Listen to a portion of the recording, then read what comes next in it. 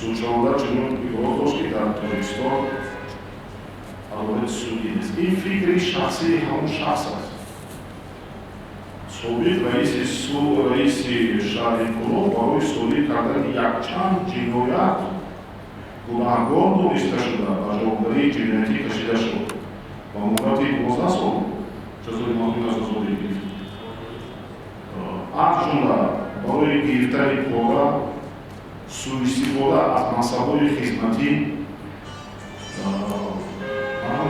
تقسیمات غیر قانونی زمین برای صادر کردن 4 جنایت از جانب سود گناهکار دانسته و جزای محکومی نسبت به جزای محکومی از آزادی تعیین کرده شد.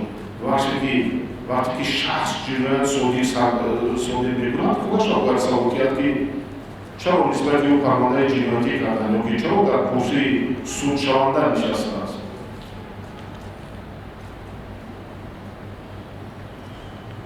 و جنایت صادر کرده است برای کردارهای جنایتکارانه و جوابداری جنایتی کشیده شده است. این چه علاقه‌مندی دارد با آنی که در پاکستان عدالت سودی نیست. این یک دعوای بی اساس است، یک دعوای خوش‌خواهی است. در تاجیکستان عدالت سودی هست با پورگی تامین هست. وظیفه ما ولایت سودیاری سودیاری از آن عبارت است که نظارت کنیم تا همه پرونده‌های سودی از جانب سودهای پایانی مخصوص از جانب سودیاری در دوره در واقع قانون‌سازی عملکننده مورد بررسی همه‌طرفه قرار داده شده نسبت داریم با آنها قرارهای قانونی و اساسنامه با عدالت‌آمیز قبول کرده شد. فقط یک نفر جنایت صادر کرده است و برای همین گناهکار دانستن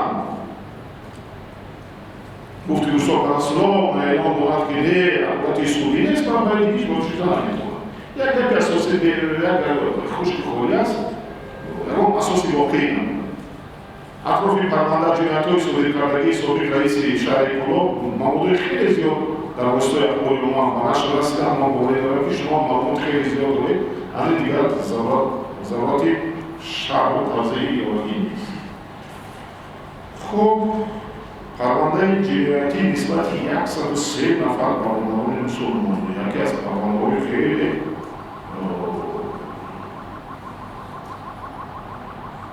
پرسرصدا خوف و خطر تشکیلات‌های اکستریمیستی و تروریستی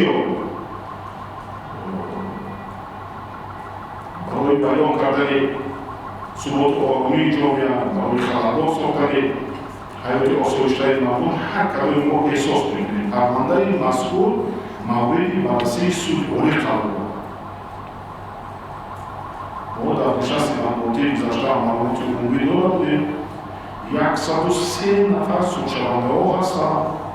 شاهدان خیلی زیاد هستند، موارد خیلی زیاد است. بررسی پرونده ادامه دارد و انجام نرسیده است. وقتی که آخر میرسد ما معلوماتی بالاتر پیشنهاد کرده می‌کنیم.